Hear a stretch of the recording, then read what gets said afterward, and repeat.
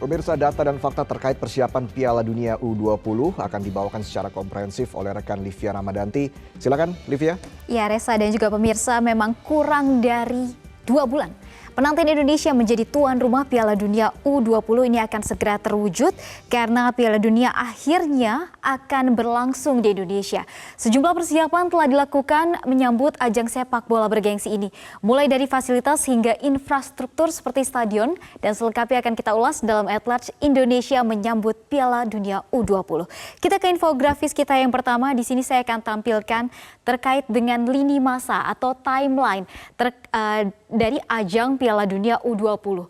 Karena memang seharusnya Piala Dunia U20 edisi 2021 ini dilangsungkan pada tahun 2021 lalu dan Indonesia telah ditunjuk untuk menjadi tuan rumah, namun sayang harus dibatalkan. Alasan pembatalannya adalah karena FIFA ini akhirnya harus mengalah karena pandemi COVID-19 yang saat itu tengah melanda dunia. Akhirnya di tahun 2020, tepatnya di bulan Desember, FIFA menetapkan Indonesia tetap menjadi tuan rumah Piala Dunia U20 pada tahun 2023. Lalu Kemenpora dan PSSI pun melakukan persiapan dari tahun 2020 hingga tahun 2023 ini, hingga nanti pada tanggal 20 Mei sampai 11 Juni 2023 ini turnamen Piala Dunia U20 Indonesia akan berlangsung di tanah air.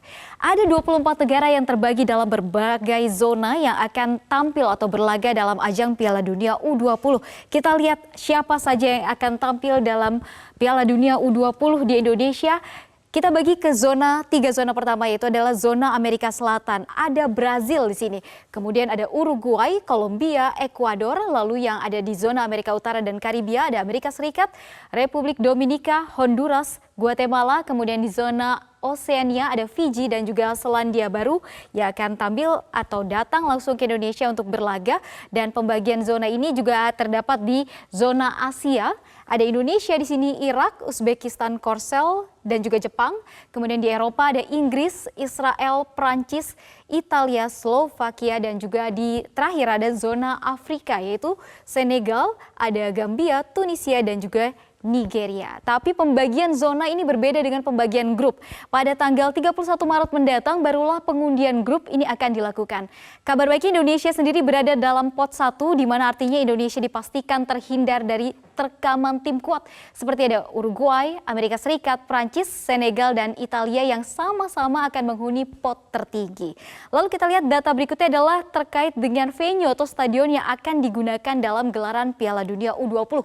Ada 6 stadion yang terpilih dan terbagi di 3 pulau di Indonesia, Pulau Jawa, Sumatera, dan juga Bali. Kita lihat mana saja stadion yang akan digunakan sebagai lokasi atau venue Piala Dunia U20, yaitu Stadion Utama Gelora Bung Karno (SUGBK). Lokasinya ada di Jakarta dan juga dibuka sejak tahun 1962.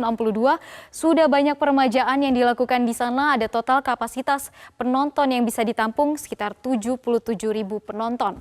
Lalu kita beranjak ke Surabaya. Di sini ada Stadion Gelora Bung Tomo yang mulai dibuka sejak tahun 2010 dengan kapasitas penonton mencapai 45.000.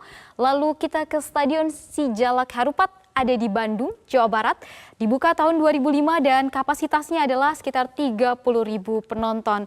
Berikutnya kita lihat stadion lainnya, yaitu ada di Stadion Manahan Solo yang dibuka sejak tahun 1998, kapasitasnya mencapai 20.000 penonton. Lalu untuk Stadion Kapten Iwayan Dipta yang ada di Gianyar, Bali, ini dibuka tahun 2003 dan kapasitasnya 25.000 penonton.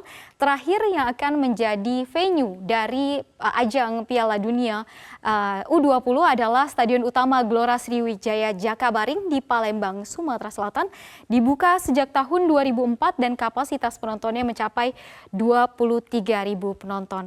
Namun kita perlu lihat dari 6 stadion ini nantinya akan kembali diaudit oleh FIFA sebelum dijadikan venue untuk pertandingan. Nah, audit sendiri akan dilakukan sejak tanggal 21 hingga 27 Maret 2023 dengan beberapa panduan untuk melihat kelayakan stadion sebagai venue pertandingan. Apa saja yang akan menjadi perhatian FIFA, diantaranya adalah poin-poin berikut ini. Yang pertama yang akan dilihat adalah tempat duduk, yaitu single seat yang harus harus dimiliki dari setiap stadion. Nah, untuk rumput lapangan sendiri ini juga menjadi perhatian. Rumput lapangan boleh rumput asli ataupun artifisial, tapi ini juga harus dari persetujuan dari FIFA sendiri untuk bagian dari rumput yang akan digunakan. Lalu dimensi lapangan sesuai dengan law of the game, ini artinya harus 105 meter dikali 68 meter atau lebarnya 68 meter, panjangnya ini sekitar 105 meter untuk jarak lapangannya antara 3 sampai 5 meter dengan tempat penonton.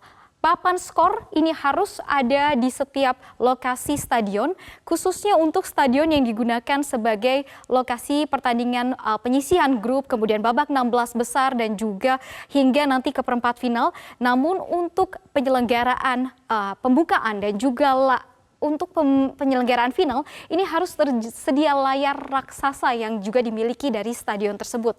Kemudian kita lihat lagi sistem penerangan, ini harus berstandar FIFA atau di atas standar FIFA. Dan kemudian fasilitas penyiaran dan juga media harus dilengkapi juga.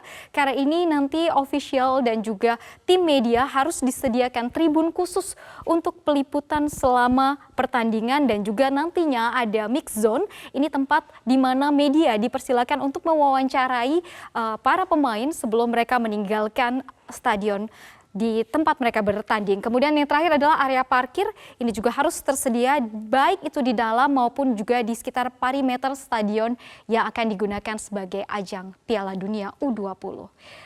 Kita berharap pelaksanaan Piala Dunia dapat berlangsung sukses, begitupun dengan laju timnas Indonesia yang bisa unjuk gigi di mata sepak bola dunia. Kita tentu harus percaya dan juga optimis.